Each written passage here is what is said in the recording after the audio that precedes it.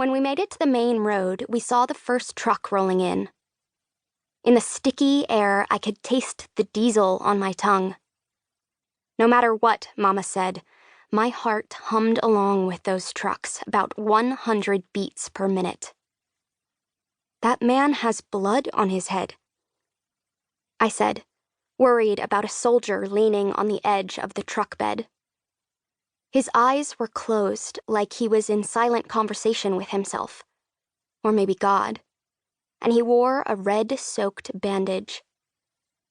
Blood happens when you're fighting a war, sweetie. Until that moment, I had never seen real, live, wounded soldiers. The soldiers were propped up against each other, looking out with blank faces, torn shirts, bandaged limbs, and eyes that had lost all smile.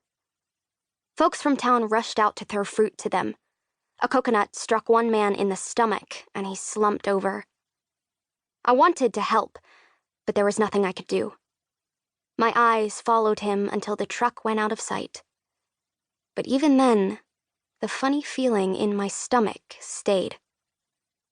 "Where did they come from?" I yelled above the rumble.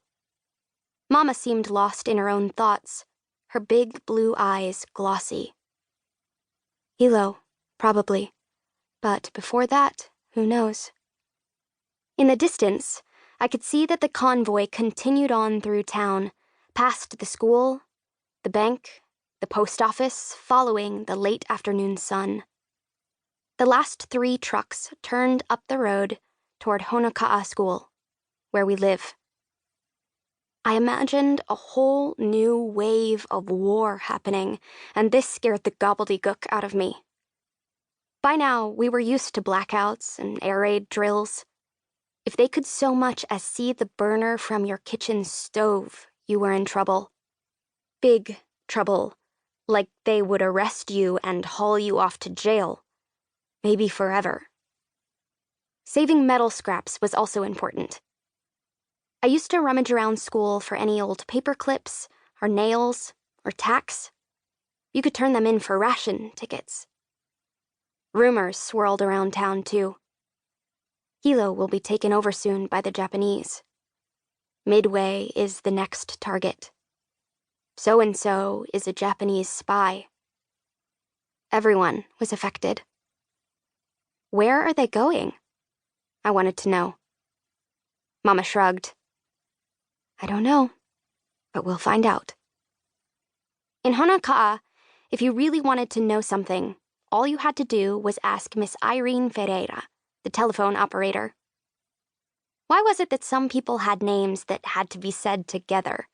Mama was always Violet, and Jean was Jean, but Irene was never just Irene.